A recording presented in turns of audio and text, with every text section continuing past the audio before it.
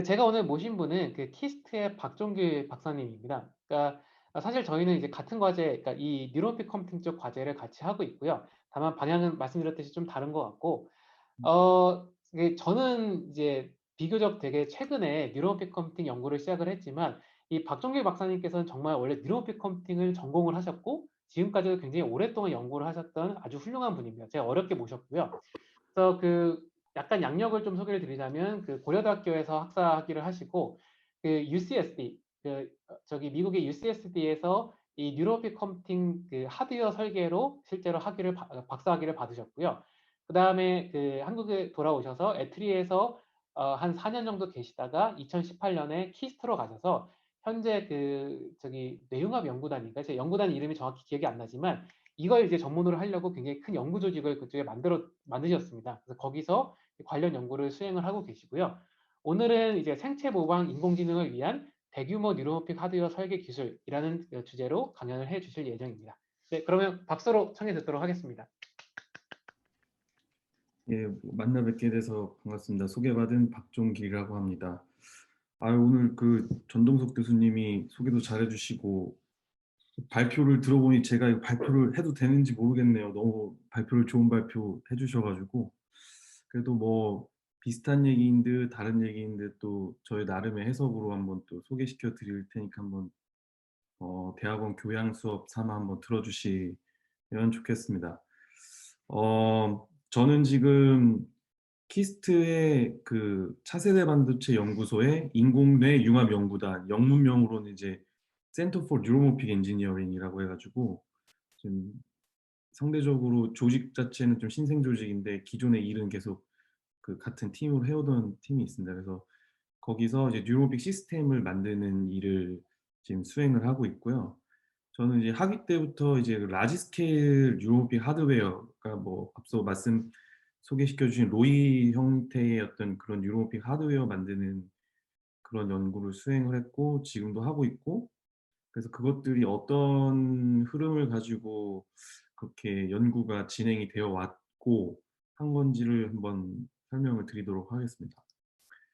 그래서 아마 조금은 그 전동석 교수님 말씀대로 제가 말하는 뉴로픽 소개시켜 드리는 관점이랑 그런 건 조금은 다를 수가 있어요. 뉴로픽이라는 그 터미놀로지가 이제 쓰이는 그런 것들이 사람마다 요새 좀 다르게 이제 사용이 됩니다.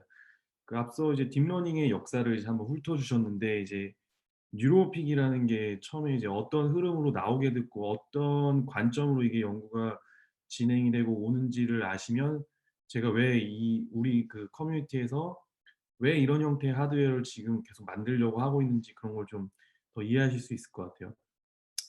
뉴로픽은 그 역사를 훑어보면 1980년대 초반에 칼텍에서 아마 그 한창 그 두 번째 그 황금기일까요? 하여튼 그 인간의 뇌를 모사하고자 하는 어떤 그런 관점에서 나온 뉴럴 네트워크 연구 한창 진행될 때 그 컴퓨테이셔널 뉴럴 시스템스라는 어떤 프로그램을 그러니까 학과 같은 걸 조직을 이제 그 하려는 노력과 함께 한 86년도쯤에 학과를 만들었대요. 그래서 너무나 유명한 리차드 파이먼 물리학자 그리고 실제 그 뉴로픽이라는 단어를 처음 쓰면서 논문을 낸 카버미드 교수 그리고 아마 딥러닝 하시면 잘 아실 그 존 호필드 교수님 그 세 분이서 주축이 돼서 이 프로그램을 만들고 실제 어떤 바이올로지컬한 뉴럴 네트워크를 하드웨어로 그러니까 뭐 일렉트로닉스로 구현을 해내는 어떤 그런 아이디어에 대해서 이제 뭐 논의하고 뭐 했던 것 같습니다. 그래서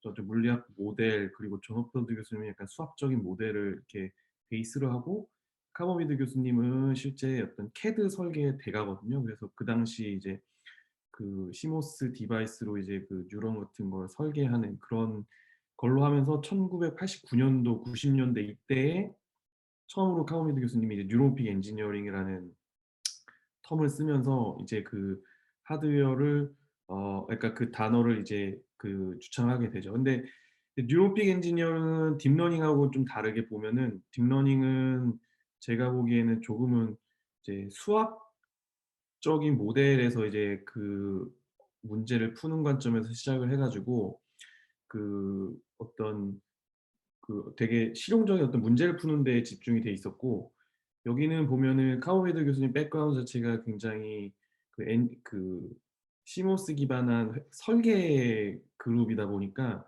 그 뉴런의 어떤 비헤이비어나 그 어떤 네트워크의 비헤이비어를 실제 시모스로 모사를 해내는 어떤 하드웨어 임플멘테이션 관점에서 좀 초점이 맞춰서 이렇게 연구가 많이 진행이 되어 왔어요. 그래서 지금까지 그 줄기를 가지고 계속 진행이 돼 왔고, 근데 왜 그러면은 자꾸 이제 그 브레인을 모사하는 일렉트로닉스를 만들려냐 할 때, 요새는 요게 뭐 그 딥러닝 그 알파고 같은 걸로 예시를 많이 드는데, 저는 원천적인 그냥 CPU로 비교를 하는 걸 더 좋아합니다. 그래서 그 궁극적인 거는 결국 파워죠. 파워.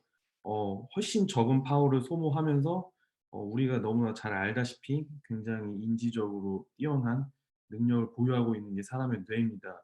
근데 그것을 그 발현하는 데 가장 기본적인 펀더멘탈한 차이가 이 두 가지가 컴퓨팅하는 컴퓨팅의 패러다임 자체가 다르다는 거예요. 이제 CPU 또는 뭐 GPU도 뭐 패러라이즈 돼 있다고 하지만 결국에 어떤 시리얼라이즈드 인스트럭션 셋을 굉장히 빠르게 처리하는 거에 이제 초점이 맞춰져 있는 반면에, 브레인은 사실은 많은 어떤 그 센서리 인포메이션이 굉장히 단 자체에서 프리프로세싱이 굉장히 많이 된 상태에서 들어와서 그 정보를 처리를 하는 데 있어서도 굉장히 느린 스피드에, 그리고 굉장히 패러럴하게 펼쳐져 있는 그런 뉴런들로 연산을 수행을 한다. 이 어떤 두 가지 큰 차이점 때문에 그 어떻게 보면은 그 전력 소모에 큰 갭이 이제 생긴다라고 이제 사람들은 보고, 브레인의 그 동작 특성을 모사한 일렉트로닉스를 먼저 만들면 그거를 이용해서 뭔가 할 수 있지 않을까. 그 어쩌면 약간 막연한 그 아이디어에서 일단은 만들어 보고 보자 하는 식으로 시작을 한 것 같아요, 어떤 면에선.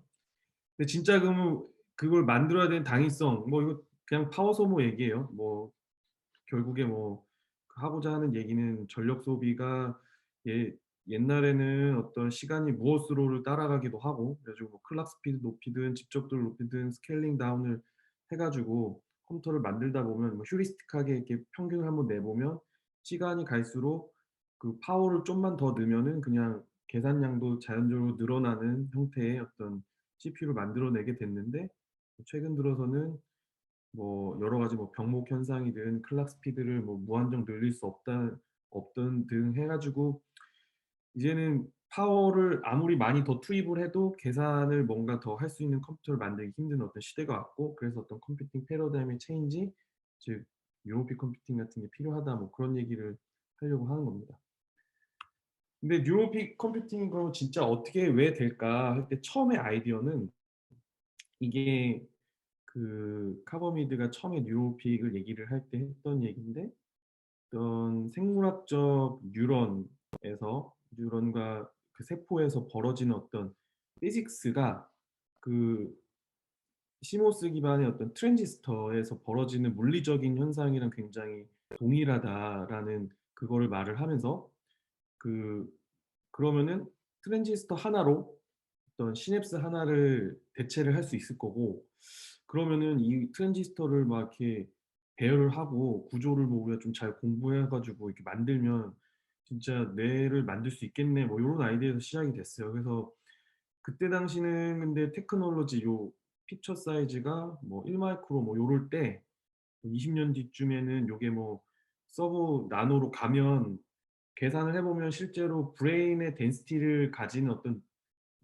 그 일렉트로닉스를 만들 수 있다, 뭐 이런 식으로 주장하면서 논문을 썼는데, 실제 지금 뭐 7 나노 공정 뭐 이런 식으로 얘기를 하잖아요. 그리고 사실 D램에 집적된 어떤 그 비트 수만 따져도 사실은 그 뇌의 그 시냅스 개수, 뭐 뉴런 개수를 충분히 모사를 하면서도 아직 뭐 뇌를 모사한 정도의 스케일의 어떤 뉴로피 하드웨어는 안 나오고 있습니다. 그 이유는 뒤에서 설명드리겠지만 여러 가지 엔지니어링적인 문제로 카모미드 교수님이 필드를 던져 놓고 가시고, 이제 뒷사람들이 이제 그걸 한번 해 보려고 하는데 이제 고생 좀 하고 있죠.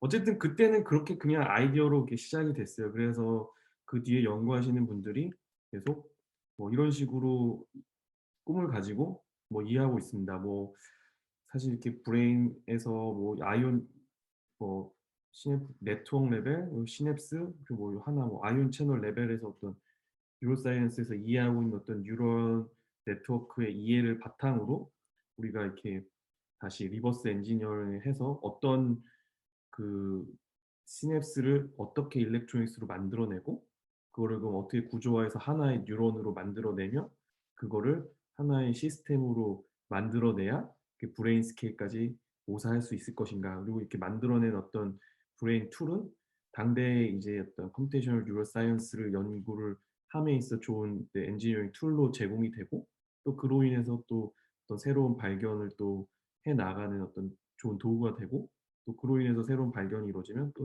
새로운 형태의 어떤 그 새로운 뉴로픽 하드웨어가 이렇게 나올 수 있겠죠. 뭐 그런 아이디어 같은 게 존재하고요. 뉴로픽 엔지니어링이 그러면은 뭐 딥러닝이랑 큰 차이가 뭐냐라고 했을 때 이제 스파이킹 뉴럴 네트워크 아까 말씀하신 그 스파이킹 뉴럴 네트워크를 구동을 하는 게 이제 뉴로픽 엔지니어링입니다. 실제 어떤 그 뉴런이랑 시냅스를 모사한 일렉트로닉스로 프로세서를 만들었으니까 실제 바이오로지컬 시스템에서 벌어지는 정보 처리를 모사를 한 거죠. 근데 이게 사실 제가 학위를 하던 시절 한 2008년에서 10 몇 년 요때는 뉴로픽 엔지니어링 뉴로픽 프로세서 디자인했다 또 뉴로픽 엔지니어링 뭐 연구했다고 논문을 쓰면 그냥 다 그냥 스파이킹 뉴럴 네트워크인 줄 알았어요. 근데 요새는 논문을 쓰면 너가 연구하는 거는 스파이킹 뉴럴 네트워크 같은데 너가 만든 프로세서는 스파이킹 뉴럴 네트워크를 지원을 한다라는 뭐 그런 말을 쓰라는 식으로까지도 오더라고요. 그만큼 이제 좀 약간 혼용이 돼요. 이제 딥뉴럴 네트워크 가속기를 이제 그, 만들고 뭐 바이너리라이즈드 해서 그거를 또 뉴로픽이라고 또 그러니까 스파이크에서 스파이킹 뉴럴 네트워크 말하는 스파이크는 좀 다른데 바이너라이즈 뉴럴 네트워크에서 그 바이너라이즈 했던 거 가지고 이제 뉴로픽이라고도 말씀을 하시는 분들도 계시거든요. 그래가지고 요새는 스파이킹 뉴럴 네트워크를 하는 뉴로픽이라고 이렇게 좀 구분해서 말을 해야 제가 하는 일의 어떤 도메인에 대해서 좀 명확하게 설명이 되는 것 같더라고요. 딥러닝은 너무나 더 저보다 아마 더 잘 아실 거예요. 그래서 어떤 이미지를 하나 처리를 하는 데 있어서 뭐 벡터 매트릭스 멀티플리케이션을 이제 컨볼루션 하든 아니면 뭐 여러 형태의 네트워크 구조야 뭐 여러 형태가 있을 수 있고 근데 어쨌든 계산의 큰 프레임은 그 벡터 매트릭스 멀티플리케이션을 아주 빠르게 잘 하면은 그 연산을 한다는 거고요. 스파이킹 뉴럴 네트워크는 굉장히 이산적으로 템포럴리 어떤 신호, 그러니까 스파이크 신호가 한번 들어오는 그 타이밍 정도가 되게 중요하고요. 그 스파이크가 이렇게 일어났을 때만 이 뉴런이 이 웨이트를 그 연결된 뉴런 다음 뉴런에 전달하는 형태의 연산의 형태로 이 각각의 개별 뉴런이 그 아웃풋 뉴런의 그 아웃풋을 서메이션하는 그런 형태로 진행이 됩니다. 근데 이게 뭐가 장점이냐 하면은 그 파워 이피션시 얘기도 사실 여기서 나오는 거예요. 이게 굉장히 그 스파이크 이벤트는 스파스하게 들어오거든요. 그리고 그러니까 한 번 스파이크가 났을 때만 또 이 뉴런이 액티베이션 되고 뭐 시냅스 웨이트를 계산을 하고 그러니까 계산량 자체가 기존 딥러닝과는 뭐 많이 뭐 작을 거고 뭐 그 이 이벤트 들어오는 것 자체도 굉장히 스파스하니까 굉장히 파워 이피션트 할 거다라는 게 기본 아이디어입니다. 근데 왜 그러면은 이게 기존 컴퓨터에서 그 못하냐라고 하면 이 구조적인 컴퓨팅의 구조적인 문제가 있어요. 이 딥뉴럴 네트워크는 사실 이게 병렬화 가능한 그러니까 프레임 베이스드로 들어오고 이 병렬 처리가 가능하게 이게 사실 메모리 청크잖아요. 이거를 이제 그리고 메모리상에서도 굉장히 코로케이트 돼 있는 웨이트 매트릭스고 이거를 이제 GPU로 탁 던져 넣으면 아주 빠르게 계산해 주고 나오고 근데 SNN은 이게 뉴런 자체가 굉장히 템포럴리 어떤 그 특성을 가지는 것을 의미를 되게 중요하게 생각을 해요. 그래서 이거를 에뮬레이션을 해내려면 기존 컴퓨터에서 매 타임 스텝마다의 이 뉴런의 어떤 스테이트를 계산을 해내야 됩니다. 실제 스파이크가 없더라도. 근데 뉴런픽 하드웨어에서는 실제 스파이크가 있을 때만 계산한다 그랬잖아요. 근데 실제 스파이크가 없더라도 이걸 에뮬레이션 해내기 위해서는 매 뭐 밀리세컨드마다 뭐 이 뉴런이 뭐 디케이를 하면 디케이를 하는 어떤 그 익스포넨셜 그 디퍼런셜 이퀘이션 같은 걸 매번 풀어내야 돼요. 그러니까 오히려 CPU, GPU 같은 걸로 이 SNN을 에뮬레이션을 해보려면 오히려 컴퓨팅 계산량이 더 많고 이피션트하지 않죠. 그래가지고 아직 뭔가 제대로 어플리케이션 도메인에서 뭐 알파고 같은 게 일반인들이 봤을 때 아 대단하다 뭐 이런 거가 느낌이 없을 거예요 아마. 근데 그 이유는 뒤에 또 말씀드리겠습니다. 하여튼 DNN과 SNN의 차이는 이거는 프레임 기반의 또 인포메이션을 디스크리트하게 처리하고 또 벡터 매트릭스 멀티플리케이션을 기반으로 하지만 이거는 이벤트 드리븐하게 굉장히 스파스한 이벤트를 처리한다라고 보시면 돼요. 그러니까 딥러닝이 이제 굉장히 잘 되는데 이게 잘 된 것도 사실 얼마 안 돼요라고 말씀을 제가 드리려고 했는데 그것도 벌써 10년이더라고요. 그래서 잘 된 지 좀 오래된 것 같아요. 근데 이게 잘 되기 시작을 하게 된 어떤 궁극적인 그 요인 중에 하나가 뭐 이 세 가지가 다 이제 갖춰진 시대가 왔다라고들 많이 하잖아요. 사실 뭐 60년 전부터 뭐 딥러닝 뭐 백프로포게이션은 뭐 엄청 오래된 알고리즘이고 뭐 데이터셋 엠니스트 보면 맨날 하다가 이제 뭐 빅데이터 생기면서 당연히 레이블도 된 데이터가 너무 많아진 시대가 자연스럽게 형성됐고 더 중요한 게 이제 제가 하고자 하는 얘기 이 GPU가 보급이 이제 돼 가지고 이 알고리즘을 대용량 데이터를 한번 처리를 해볼 수 있는 그게 됐을 때 이게 진짜로 이렇게 그 성능이 나온다 이런 게 시대가 왔죠. SNN 뉴로픽 엔지니어링은 어떤 상황이냐. 알고리즘은 이제 뭐 백프로포게이션 라이크 그러니까 그런 류처럼 기본이 되는 어떤 로컬 룰에 대한 아이디어는 좀 있어요. SDP든 뭐 여러 가지 뭐 백프로포게이션 라이크한 형태의 로컬 학습 룰에 대한 이제 아이디어들도 좀 있고 데이터셋은 뭐 딥러닝을 통해서 갖춰진 데이터셋도 있고 아니면은 기존 뭐 이벤트 기반 데이터셋들도 이제 좀 갖춰지고 있는 것 같은데 문제는 이 하드웨어가 아직 뭐 "연구 중이다."라는 표현이 더 맞을 정도로 이게 뭐 해볼 만한 하드웨어가 아직 나온 적이 잘 없습니다. 그래서 기본적으로 이 뉴로픽 엔지니어링 또 이 SNN 기반의 이 연구를 하는 커뮤니티에서는 '이 하드웨어가 먼저 나와야 된다.'라는 그 생각으로 좀 라지 스케일 시스템 그런 거를 만드는 데 좀 초점을 맞춰서 연구를 지금까지 좀 수행해 온 경향이 있어요. 그래서 오늘은 이 하드웨어를 어떻게 만들고 어떤 하드웨어들이 있는지 쪼금 간단하게 설명을 드리는 시간을 갖도록 하겠습니다. 그래서 지금은 SNL에서는 도대체 뭘 하는 거냐라고 했을 때 기본적인 인제 그 SNL의 컨셉을 다시 한번 좀 짚어 드리려고 하는데요. 이제 인포메이션이 이제 그러면 스파이킹 뉴럴 네트워크에는 어떻게 들어오냐라는 거죠. 그러니까 뭐 그 어떤 정보를 표현하는 방식 그것도 이제 여러 주장을 하는 사람에 따라 다양하게 들어올 수 있어요. 이렇게 뭐 레이트 코딩 1 초에 뭐 몇 번의 스파이크가 발현이 되는지 그 정도에 따라 어떤 인풋의 강도를 인코딩하는 뭐 그런 방법도 있고 뭐 빨리 스파이크 뜨는 놈이 가장 뭐 위너 테이크 올 같은 형태 아니면 페이즈 가지고 그걸 뭐 정보를 인코딩하는 뭐 그런 방법들도 뭐 제한이 되고요. 그래서 뉴럴 인코딩 스킴에 대한 이것도 사실은 어떤 면에서는 약간 바이올로지컬리 인스파이어 된 그 방법입니다. 그래서 뇌에서도 이렇게 하는 것 같은데 이런 형태의 의미가 좀 있는 것 같은데 하면서 그거를 수학적으로 한번 모델링도 해 보고 그래 가지고 네트워크에 넣어 보고 뉴럴 하드웨어로 한번 구동을 해 보고 뭐 그런 형태예요. 그래서 러닝을 그러면은 스파이킹 룰에 대해서 어떻게 하느냐 했을 때 뭐 인풋 대 아웃풋만 보고 언스파이스 러닝도 하고요, STDP로. 그다음에 사실 실제 바이올로지컬 시스템에서도 이런 뉴럴 모듈레이터, 리워드 시그널을 줌으로써 강화학습 같은 게 일어나죠. 아니면은 뭐 이거 없고 진짜 아웃풋 스파이크에 따라 어떤 티칭 시그널이 들어갔을 때 이 그 supervised learning 같은 그런 형태의 그 학습도 일어나고요. 근데 사실 이거는 뉴런 하나 단위에서 일어나는 형태의 어떤 로컬 학습 룰을 설명을 드렸지만 이제 어떤 스트래티지를 짜 가지고 이제 그 네트워크 단위에서 리워드를 어떻게 주고 어떤 반응을 왔을 때 어떤 파퓰레이션에 이제 티칭 시그널을 주느냐 이런 거 가지고 네트워크 레벨에서 그 사실 상위 레벨 그 학습을 구현을 하고 합니다.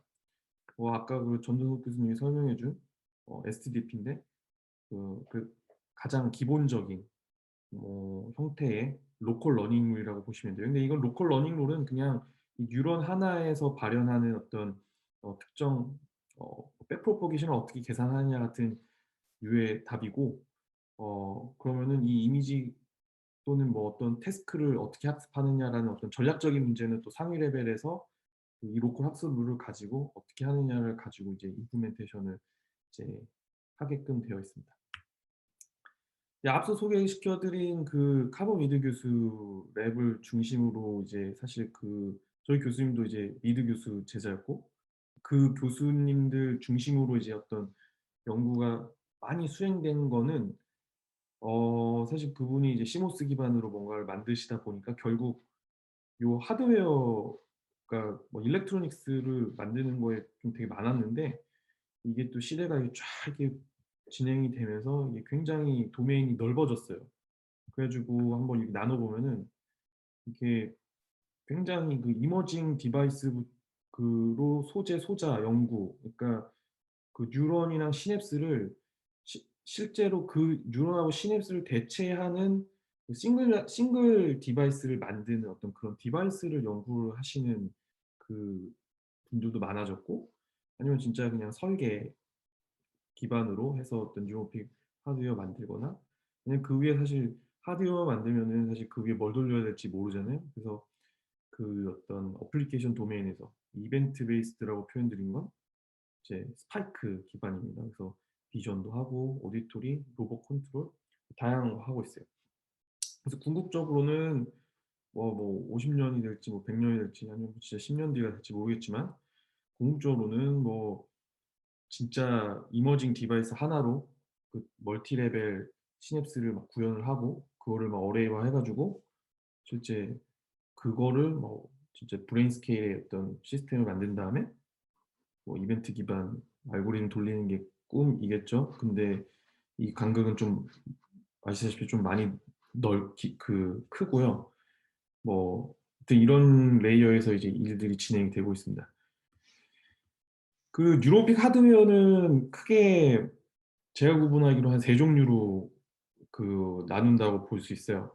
그 뉴로픽 센서 그러니까 시각 정보나 또는 어떤 오디토리 정보 또는 올팩토리 정보 같은 거를 실제 바이올로지에서도 그 외부의 어떤 입력을 받을 때 굉장히 정보를 압축을 하거든요, 우리가 가진 그 눈이나 어떤 귀가. 이제 그 압축하는 그 어떤 메커니즘을 모사해 놓은 어떤 센서들 그러니까 뉴로픽 프로세스에 자연스럽게 인포메이션을 피딩할 수 있는 아날로그 그 센서들이 있고 그 그리고 그걸 처리를 하는 뉴로픽 프로세서 같은 게 있고 그리고 뉴로픽 프로세서의 특징은 이게 싱글 칩으로 그걸 다 구현을 못 해서 멀티 칩으로 가야 되거든요. 그래서 멀티 칩으로 이제 하나의 시스템으로 만들어 주는 시스템 아키텍처 관점에서 이제 하드웨어가 이렇게 구현이 되는데 이렇게 큰 3 가지 도메인에서 하드웨어는 이제 구현이 되고 있고요. 그 간단하게 컨셉 하나 보여드리면 이게 뉴로픽 센서입니다. 이게 이미지 센서인데 실제 레티나에서 벌어지는 일처럼 이 정보를 인코딩을 합니다. 그래서 스탠다드 카메라 같은 경우는 이렇게 패널을 이렇게 돌리면 프레임으로 막 이렇게 정보를 막 찍어서 이렇게 하잖아요. 그리고 그래서 막 뒤에 아무 움직임이 없어도 계속 불필요하게 찍죠. 근데 이 이미지 센서는 이렇게 이벤트 변화가 보인 그 부분만 이벤트를 이렇게 내보냄으로써 처리해야 될 양의 인포메이션 양이 굉장히 줄어든다. 뭐 요런 거예요. 그래서 사실 뭐 여러 그 외에도 사실은 되게 여러 가지 그 엔지니어링적인 장점이 있어요. 뭐 다이나믹 레인지가 굉장히 높고 실제 우리 눈이 그렇잖아요. 그러니까 우리 눈이 어 그 별빛을 볼 수 있으면서도 굉장히 또 태양빛 그 밝은 데서도 뭔가를 구분할 수 있고 그러니까 그러한 거를 모사해 놓은 어떤 그런 이미지 센서입니다. 그래서 굉장히 그 한 거고 한번 예를 보여드릴게요. 이 줌은 이게 동영상이 좀 끊기는 것 같더라고요. 잘 보이실지는 모르겠어요. 그래서 관심 있으면 한번 이렇게 찾아보시면 이게 다이나믹 비전 센서라는 게 어떻게 보면은 이 커뮤니티에서는 가장 상용 레벨로는 근접한 어떤 어플리케이션 도메인이거든요, 결국. 그래 가지고 지금 이 카메라 한 대 그냥 사서 연구하시는 분들 굉장히 많아요. 그래서 보시면 기존 이미지 프레임도 같이 찍어내는 모드거든요. 그래서 그렇게도 찍지만 사실은 굉장히 변화가 있는 곳에만 이렇게 이벤트가 발현이 되는 거를 보실 수가 있고요. 그 차가 이렇게 서 있으면 진짜 아무것도 없으면 이벤트가 없고 지나갈 때 고 부분만 이렇게 뭐 이벤트가 디텍트 되는 형태. 이미지 센서만 보여드렸지만 사실 오디토리나 올팩토리도 비슷한 관점에서 실제 우리 귀도 그렇고 그런 관점에서 모사한 센서들이 있고 그 인풋을 데이터로 받아서 뭔가 처리를 하는 그런 어플리케이션 같은 것도 많이 이용하고 있어요. 뭐 스냅샷으로 이렇게 한번 좀 보여드리지만 아까 동영상을 보신 화면들 뭐 아무것도 없을 때 이런 건 노이즈이고요. 그냥 그리고 이렇게 지나갈 때만 이벤트가 발현되는. 그러면은 이게 이벤트가 발현이 된다는 게 이제 이벤트가 발현이 돼서 그걸 이제 정보를 그 뉴로모픽 프로세서에서 그거를 처리를 하기 위해 그 전달을 해야 되잖아요. 근데 그 전달하는 메커니즘에 대해서 이제 뭐 초창기에 이런 프로토콜, 주소 기반 표현 방식이라는 어떤 방식을 제안을 하면서 그 해결을 합니다. 기본적으로는 디지털 버스를 그냥 쉐어하는 거예요. 그래서 그 스파이크 또는 어떤 이벤트가 일어난 곳의 그 주소 정보를 디지털로 인코딩해서 버스를 하나만 써서 쉐어해서 보내면 그 리시버 쪽에서 그거를 인터프리트 하는 형태로 진행이 됩니다. 기본적으로 사실 이 뉴로픽에서는 중요한 컨셉 중에 하나인데 이게 나온 것도 있고 중요한 컨셉 중에 하나가 하드웨어를 설계를 할 때 디지털 하드웨어에 익숙하신 분들이 계시겠죠? 어 클락을 안 쓰는 게 거의 프린시플이에요. 그래서 인텔 로이도 제가 알기로는 그 에이싱크로너스고요. 그러니까 에이싱크로너스리 발현하는 어떤 스파이크를 정보를 처리한다라는 의미가 진짜 그냥 어 뜬금없이 그냥 그 에이싱크로너스리 스파이크들이 뭐 발현한다 정도가 아니라 진짜 아예 클락이 없어요. 그냥 발현한 순간에 대해서 그거를 그냥 타이머를 딱 트리거해 가지고 그 이벤트를 전달을 하게끔 클락 없이 비동기적으로 모든 시스템을 구성을 합니다. 제가 앞서 보여드렸던 제가 만든 시스템에도 클락이 없어요. 뭐 그것이 가지는 뭐 장점들이 회로적으로 좀 있어서 그렇게 하기도 하고 합니다. 근데 이게 다시 한번 보여드리면 그러면은 그 뉴로픽 시스템에서 뉴런들이 아까 카버미드가 예측하기로 지금쯤은 벌써 이제 뇌에 근접한 스케일에 뭐가 나와야 되는데 안 나온 이유에 대해서 제가 말씀을 드렸잖아요. 그게 그 뇌의 어떤 커넥티비티 인포메이션은 그 뉴런에서 다른 뉴런으로 에버리지 그 1000 개의 커넥션 정도 또는 그보다 더 많게 그리고 랜덤하게 형성이 되어 있습니다. 그래 가지고 스케일이 이게 점점 커질수록 스케일이 커진다는 거는 뉴런의 개수가 뭐 1000 개를 넘어서 이제 뭐 100만 개 단위로 이렇게 늘어날 때 이거를 일일이 하드와이어 해 가지고 이 뉴런하고 이 뉴런의 어떤 연결을 하는 게 거의 불가능에 가까워지는 거죠. 그래서 그거를 이제 그 연결성 문제를 풀기 위해서 이제 아까 그 AI 같은 거를 제안을 하고 그거를 이제 시스템에서 모사를 해냅니다. 그래서 예를 보시면 이렇게 뉴런이 이렇게 스파이크를 하면 이게 액션 포텐셜이 일어나면 이게 시냅스가 이렇게 가서 여기 이제 리시버로 이렇게 다음 뉴런으로 이렇게 액션 프로세스 전달이 되는데 시냅스가 전달이 돼서 이거를 디지털 시스템적으로 요렇게 모사를 해내는 거예요. 그래서 1번 뉴런이 스파이크를 냈습니다. 그러면은 그 D램의 룩업 테이블에 1번 뉴런에 해당하는 곳을 찾아가서 그곳에 해당하는 어떤 그 저장돼 있는 시냅스 정보를 이 데이터 패킷을 이제 앞서 이렇게 말씀드린 것처럼 요 쉐어 버스에 딱 실어 보내서 이제 그 다음 뉴런에 그 커넥션 정보를 전달함으로써 가상의 연결성을 이제 확보하는 거예요. 그래서 버추얼 시냅스라고 부르는데 이거를 이렇게 일렉트로닉스로 전달되는 뉴런이 요런 거입니다. 이렇게 이게 하나의 컴파트먼트 그리고 이게 스파이크를 발현을 하는 시스템인데 이 이벤트가 이렇게 시냅스 이벤트가 들어오면 이 연결성이 확보가 돼서 프로세싱하고 이게 만약에 뭐 스레스홀로 넘어가면 이 스파이크를 발현하는 형태의 그런 식으로 되어 있습니다. 근데 이게 뭐가 중요하냐라고 하실 수 있어요. 왜 그런 시스템 아키텍처 측면에서 그거를 접근을 해야 되냐, 멀티칩으로 왜 가야 되냐. 이게 스파이킹 뉴럴 네트워크 같은 경우는 앞서 말씀드린 것처럼 템포럴 인포메이션의 처리, 실시간 처리를 굉장히 중요시하게 여기는 시스템입니다. 그래 가지고 그 이게 그 앞서 말씀드린 하나의 칩 그러니까 뉴럴 어레이 이제 65,000 개의 뉴런을 이제 가지고 있는데 여기서 무엇은 어떤 액티비티가 일어나는 어떤 타임 T랑 여기서 어떤 뉴런이 막 이렇게 뭐 쿵짝쿵짝 뭐 지들끼리만 하도 이때 여기에서 벌어지는 어떤 이벤트 타임이랑 이게 동기화가 돼야 돼요. 왜냐하면은 어쩌다가 거기서 이 연결성이 일로 전달이 됐을 때 여기에 타임 t에 벌어진 일이 effectively 여기 타임 t에 전달이 돼야 되는 거거든요. 그래서 이 시스템 전체 100만 개가 100만 뉴런이 됐건 그 이상이 됐건 그 시스템 전체가 실제 어떤 하나의 타임 도메인에서 실제 리얼 타임으로 돌아가는 그 어떤 그 패러다임이 좀 중요하기 때문에 그래서 그 이 시스템 아키텍처 설계를 되게 이제 많은 그 연구자들이 제안하고 뭐 이런저런 그 동기화 이슈 때문에 그 문제를 풀기 위한 여러 가지 아키텍처들이 이제 제안이 됩니다.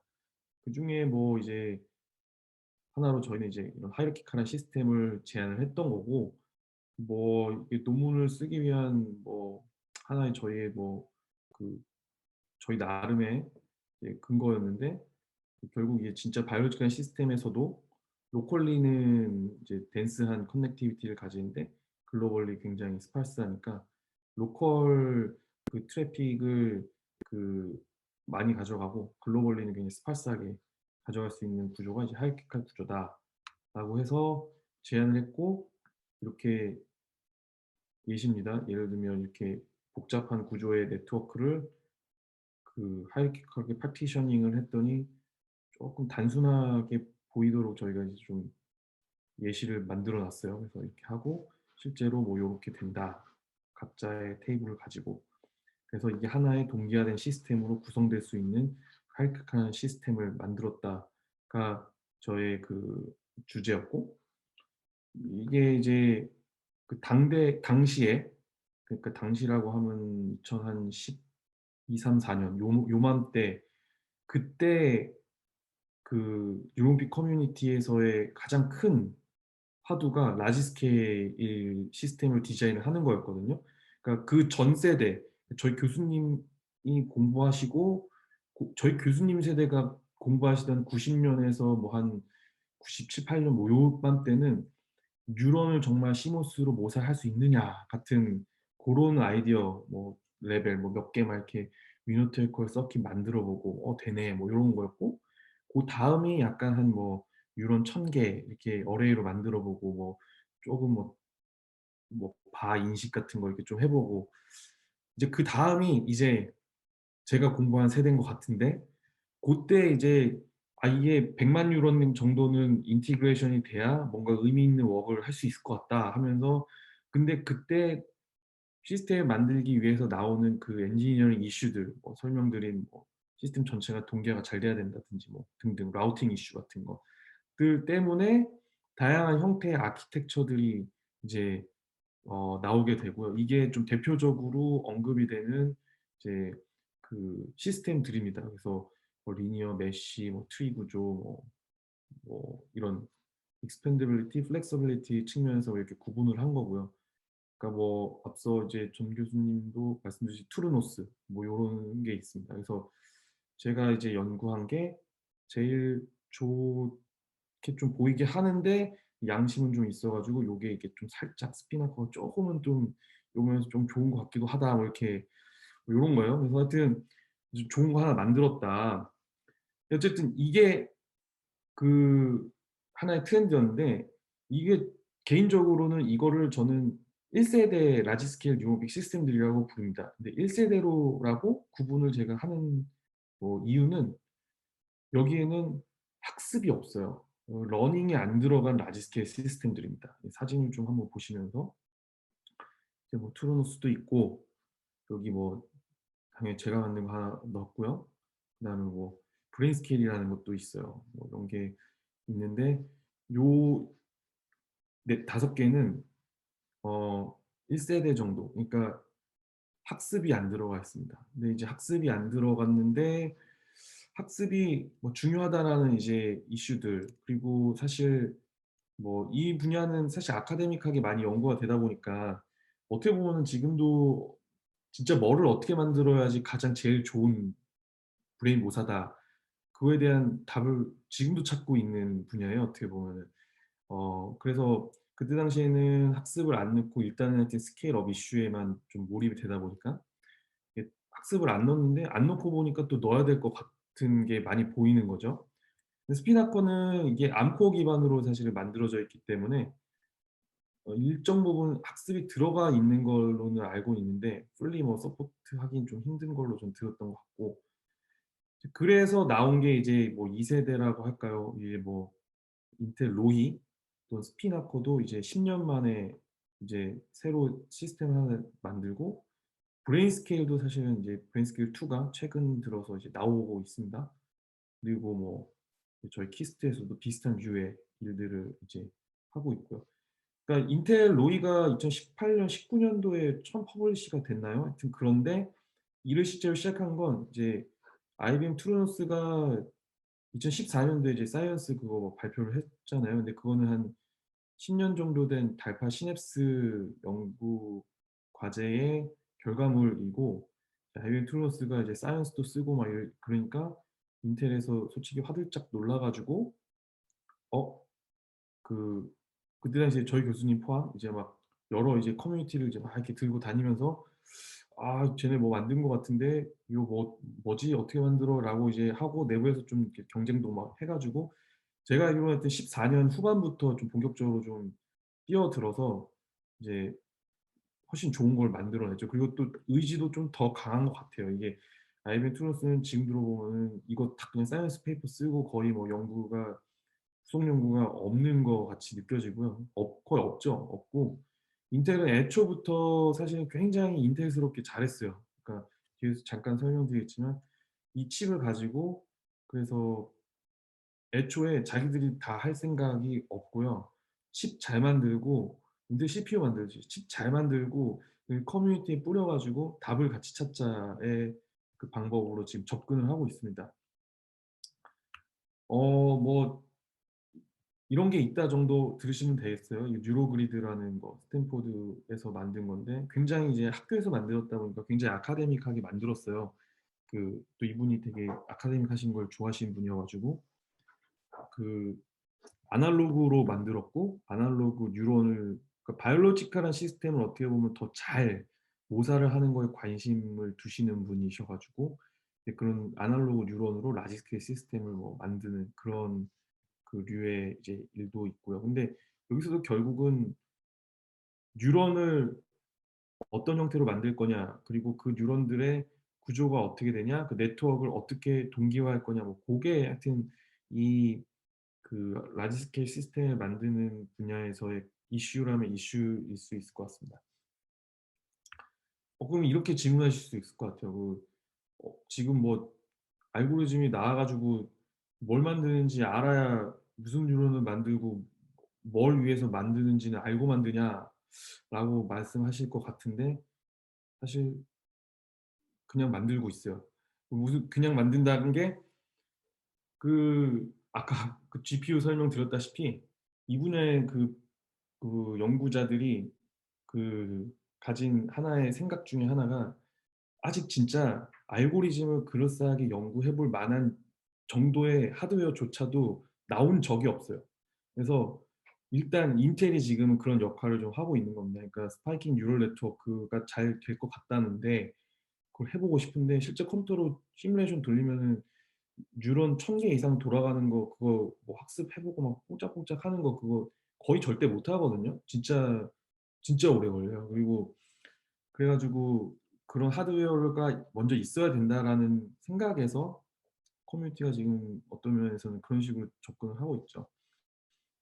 뭐 투르노스는 뭐 앞서 이제 전 교수님도 설명을 해 주셨다시피 이게 뭐 사이언스 페이퍼를 써서 되게 이제 뭐 그렇긴 했죠. 근데 사실 뭐 처음으로 뭔가 라지 스케일을 굉장히 대기업에서 뭐 잘 만들었다의 의미는 되게 큰데, 이게 그 좀 제한적이긴 합니다. 근데 사실 먼저 선구자적으로 가 본다는 거에는 굉장히 의미는 두고 있는 것 같아요, 사람들이. 그러니까 이걸 만듦으로써 결국 또 논의의 장들이 많이 펼쳐지고 했으니까. 그래서 이것도 결국 한 칩에 어떤 뉴런을 뭐 100만 개나 뭐 이렇게 뭐 만들었다라고 하는데, 뭐 어플리케이션은 뭐 딱히 막 이렇게 확장을 하고 그러지는 않았던 것 같아요. 로이가 사실은 지금 그래서 제일 뭐 질문에도 보면은 되게 좋은 질문들이 많더라고요. 그래서 학생들이 책 올리시는 거 보면, 지금은 제가 안 보이는데, 그래서 보면은 인텔 로이가 지금 굉장히 잘하고 있어요. 그래서 근데 로이도 사실은 어 이 논문에도 보면은 나오 있지만 굉장히 어떤 "인텔스럽게 만들었다."라는 표현을 저는 쓰는데, 그게 이게 프로세서를 쪼금 이제 아시는 분들은 어떤 그런 느낌을 좀 아시더라고요. 근데 이게 무슨 말이냐면, 결국에 이 사람들도 결국에 이게 뉴로피 컴퓨팅이든 뭐든 간에 새로운 컴퓨팅을 하긴 한 건데, 결국은 궁극적으로는 어쨌든 좀 상업화까지도 가고 싶어 하는 거니까, 뉴로모픽 컴퓨팅, 스파이킹 뉴럴 네트워크에서 취하고자 하는 어떤 굉장히 그런 장점은 잘 뽑아오면서도 군더더기 없이 기존 컴퓨팅에 잘 붙이기도 쉬운 어떤 굉장히 중간 포인트를 잘 잡아 가지고 나름의 어떤 집약된 기술로 잘 만들었어요. 트랜지스터 노드도 뭐 좋은 거 가지고 있으니까, 그래 가지고 에이싱크로스리 이제 클락도 없는 걸로 저는 알고 있고, 중요한 거는 이제 이렇게 프로그래머블한 어떤 러닝까지 넣었다라는 거를 얘기를 하는데, 사실 내부적으로 이거 직접 써본 사람들 얘기 들어보면 당연히 이 러닝이 뭐 무한정 잘 되는 건 아니고, 프로그래머블한 영역 내에서는 이제 되긴 되지만, 러닝을 하면 좀 뭐 파워도 막 많이 소비되고 뭐 좀 그런 면들은 있나 봐요. 근데 어쨌든 이게 지금 어떻게 보면 GPU 같이 SN을 연구하는 데 있어서 굉장히 좋은 연구 툴로 지금 되고 있는 상태입니다. 그래서 싱글 칩으로 그냥 가는 것도 있고, 이제 이거를 여러 개 스케일러블하게 묶어서 서버 랩처럼 만들어서 이제 그 말하자면 이걸 연구하는 사람한테 어카운트만 줘서 외부에서 이게 접속해서 그 서버에 꼽혀 있는 로이 칩을 쓰는 형태의 뭐 그런 시스템을 만들어서 이제 커뮤니티를 이제 만들고 있고요. 뭐 스피나코도 원이 나온 지 한 거의 10년 만에 이제 2를 만들었더라고요. 그래서 당연한 어떤 트랜지스터의 테크놀로지 어드밴스를 이용을 해서 이만했던 시스템이 한 칩으로 들어간 뭐 고런 이펙트와 함께 이 10 년간 연구하면서, 이게 스피나커가 단순히 한 팀이 연구한 게 아니거든요, 이것도. 이게 유럽에서 뭐 휴먼 브레인 프로젝트라고 해서 막 어마어마한 돈 쏟아가면서 이제 이거 가지고, 이게 또 암코어 기반으로 하다 보니까 프로그래밍도 상대적으로는 이제 뭐 쉬운 거죠. 이게 그 어떤 특별한 형태의 A식이 아니라 어떻게 보면은 기존 암코어 기반으로 해서 암코어끼리의 어떤 이벤트 라우팅이 훨씬 이피션트하게끔 네트워크 원칙을 잘 만든 그런 구조이기 때문에 프로그램 접근성이 쉽고 뭐 해서인지 되게 다양한 연구들을 많이 했었고, 그 결과로 좀 자기들이 이제 얻은 '아 이런 게 있어야 된다. 없어야 된다. 이건 중요하다.' 뭐라고 결론을 내린 어떤 그러한 것들을 바탕으로 두 번째 이제 버전을 만들고 뭐 또 계속 연구를 수행을 하고 있습니다.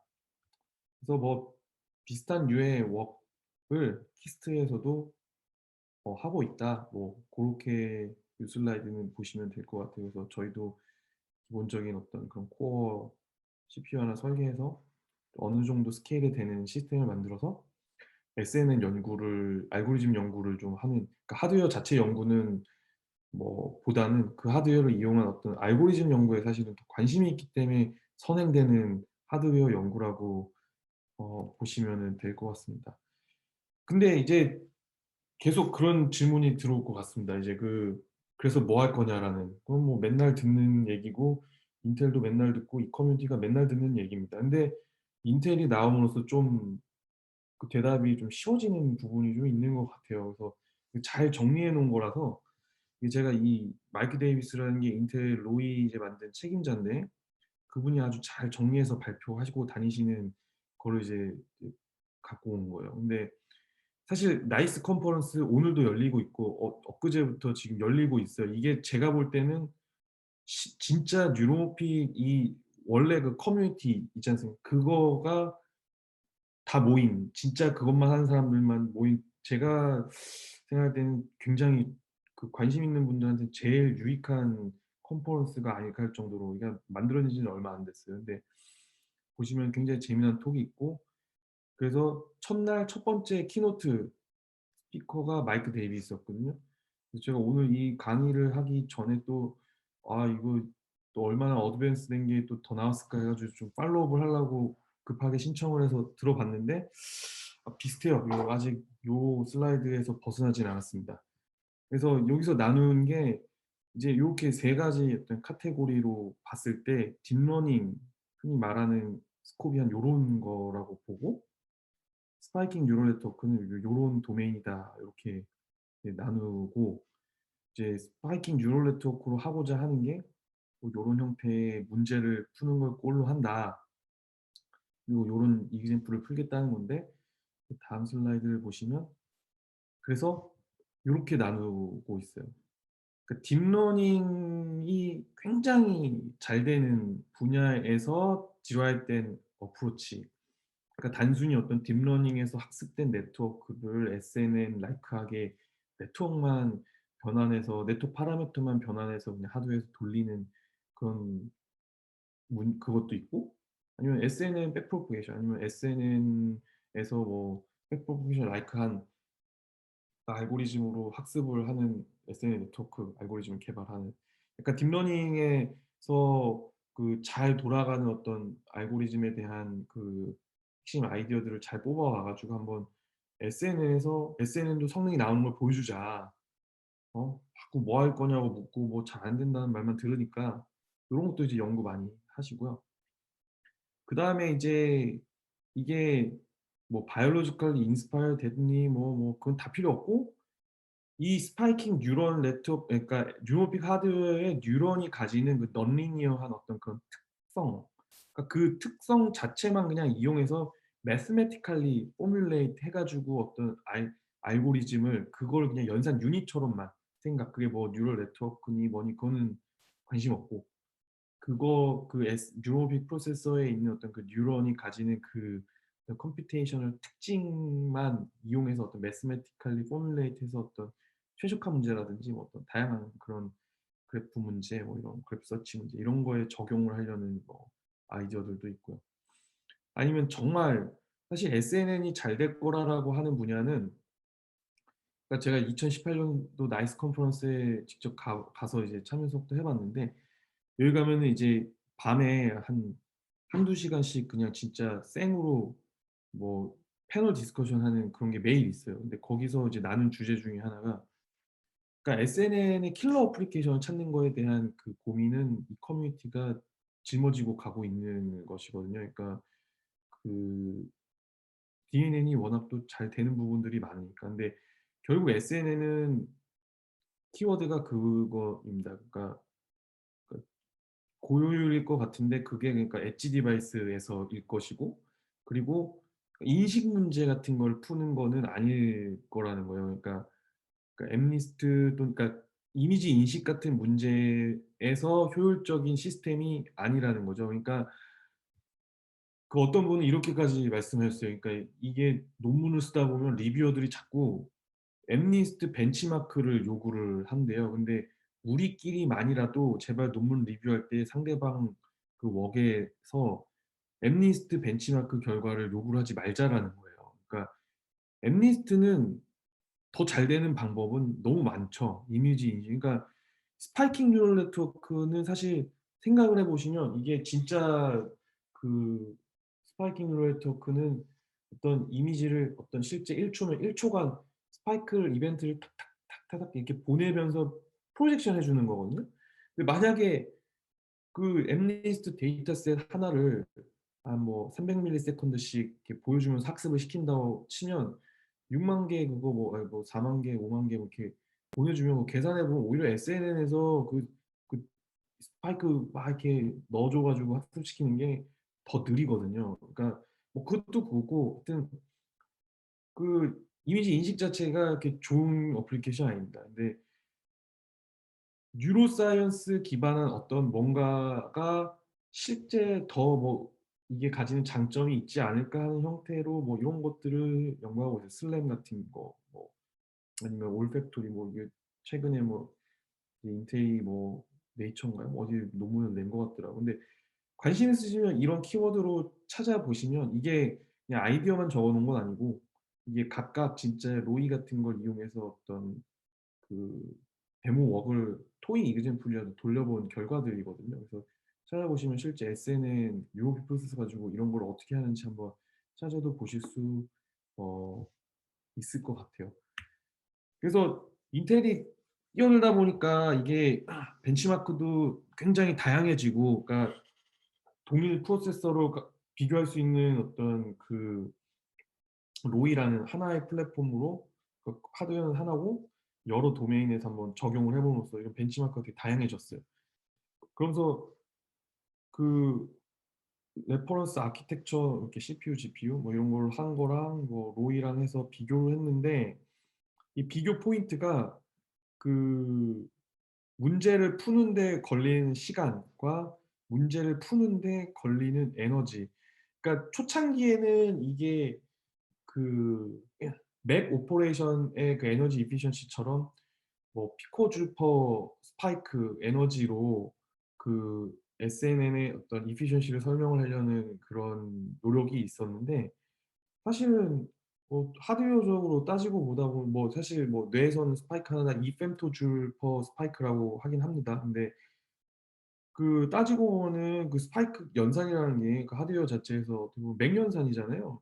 근데 그건 뭐 SNN 하드웨어가 뭐 특별히 뭐 맥연산기가 다른 것도 아니고 맥연산 한 번이 SNN 하드웨어가 뭐 굳이 더 좋다 뭐 그럴 수도 없고, 딥러닝 가속기에 있는 맥연산기가 뭐 더 efficient 할 수도 있는 거니까. 그러니까 그 사실은 SNN이 가지는 efficiency는 그 스파시티에서 오는 거고, 그 이벤트가 또 아까 말씀드린 그런 센서 같은 데서 굉장히 레이턴시 없이 들어오는 그 즉시성에서 오는 장점이 있는 것이거든요. 그래 가지고 이 벤치마크 도메인을 요렇게 나눈 것 같아요. 그래서 어떤 그 피코주퍼 스파이크 이런 거보다는 태스크 자체에 대한 의미를 벤치마크를 하는 거죠.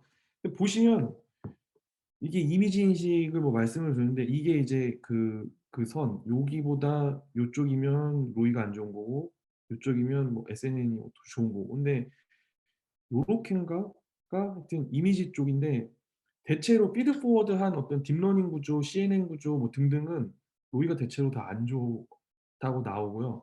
실제로 좋다고 여겨지는 웍들은 좀 뭐 최적화 문제라든지 뭐 슬램 뭐 그랩 서치 같은 좀 다른 형태의 웍들, 그리고 심지어 이미지 중에서도 템포럴한 인포메이션이 들어간 어떤 시퀀셜한 데이터 처리, 그 DBS 제스처 인식 같은 거에서 더 efficient하다라는 걸로 의미를 좀 이렇게 찾아가고 있는 것 같아요. 근데 음 응용처는 뭐 사실 뭐 "이런 웍들이 된다." 뭐 요러면서 인텔도 고심하는 거, 인텔뿐만 아니라 다 고심하는 것 중에 하나는 결국 이게 그러면은 산업 측면에서 어느 도메인에서 진짜 이게 어플라이 될 거냐, 뭐 컨트롤이, 그러니까 뭐 제스처 레코그니션 되는 건 알겠는데 그러면 어디다 꼽지? 뭐 요런 거에 대해서는 좀 많은 뭐 고민이 있는 것 같고, 시간 관계상 요 뒤에는 그냥 이런 거가 있다 보여드리는 거니까 간단히 그냥 보여드릴게요. 앞서 이렇게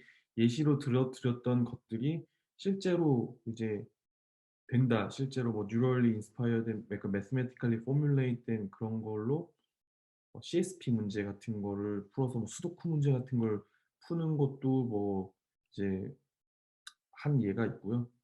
그리고 이벤트 도메인에서 뭔가 기존 딥러닝에서 수행하는 이미지 인식, 그리고 리스트릭트 볼츠널 머신 같은 것도 실제 학습 그런 게 SNS도 된다. 그 정도의 의미, 이거 그런 거 되는 거 먼저 보인 거, 그런 웍도 있고, 아니면은 뭐 방금 말씀드린 것처럼 어떤 정지된 이미지 인식보다는 그 제스처를 그 인식하는 그런 문제, 인식이더라도 이런 어떤 동적인 움직임에 대한 인식을 더 의미를 두고 그 좀 연구를 진행을 하는 것들이 좀 많이 있습니다. 그래서 손을 막 이렇게 흔들면 아까 보신 그 이미지 센서의 그 아웃풋처럼 이렇게 들어가면은 프로세서에서 이제 그거를 처리를 해서 무슨 동작 하고 있다 뭐 요런 거. 그리고 이제 가장 어떻게 보면은 그거 한 그 팟서블하게 보는 것 중에 하나가 이제 컨트롤 문제 쪽인데, 컨트롤 문제 쪽에 사실 로봇 팔 제어하는 그런 어플리케이션에도 많이 이제 적용을 하려고 하고 있고요. 그래서 뭐 인텔 같은 경우는 뭐 보쉬 뭐 이런 데랑 뭐 하고는 있다고 하는데 뭐 회사끼리의 협력이다 보니 아직 뭔가 퍼블리시 된 그런 결과물은 없더라고요. 근데 엊그제도 발표 들어보면 뭐 이런저런 도메인에서 결국에 그 efficiency 측면에서는 굉장히 좋은데, 정말 굳이 SNN으로 이런 말이 안 나올 만한 진짜 이것만 잘하는 그러한 어떤 어플리케이션을 찾고 싶어는 하는 거는 모두가 가지는 생각인 것 같아요. 근데 기본적인 컨셉은 결국 조금은 뉴럴리 인스파이어 된 형태의 태스크를 템포럴한 도메인의 인포메이션이 더 중요한 어떤 어플리케이션에서 효과를 발휘할 거다. 그 즉시적인 어떤 인풋에 따른 어 그 학습, 온라인 학습이 가능하니까 그런 학습이 필요한 뭐 강화 학습 내지 컨트롤 문제 같은 거에 적용하면 더 좋은 킬러가 되지 않을까 하는 생각 정도의 그 컨센서스가 있는 것 같습니다. 그래서 그리고 또 어떻게 보면은 하나의 중요한 롤 중에 하나인 뭐 이런 브레인의 액티비티를 그 모사해 보고 뭔가 거기서 의미를 찾을 수 있는 엔지니어링적인 툴을 제공하는 그런 역할들도 굉장히 많이 수행이 되고 있고요. 또 간단하게 뭐 하드웨어 입장에서 뭐 좀 설명을 드리려고 했는데, 결국 이제 이거는 유로피 붐이 한참 일어났을 때 2014 년도 정도에 이코노믹스에 실렸던 그 그림인데, 제가 되게 좋아해 가지고 맨날 발표할 때마다 들고 옵니다. 엔주오픽 엔지니어들은 이제 뇌를 엄청 이해해서 이게 뭔가 모사해 내고 싶어 해요. 그래서 막 비슷하게 막 만들려고 하는데 아직 뭐 잘 만들고 있는 건지는 잘 모르겠습니다. 근데 뭐 어떻게든 한번 관심 있으신 뭐 박사 여기 이제 질문 올리시는 것들 보니까 굉장히 그 이렇게 똑똑한 학생분들이랑 일하시는 이 정선욱 교수님이랑 교수님들이 부럽더라고요. 그래서 여러분들이 이런 것도 한번 이렇게 관심 가지시고 요런 분야가 있다 한번 생각하고 이해해 주시면 될 것 같습니다. 이상 뭐 제 발표는 마치겠습니다.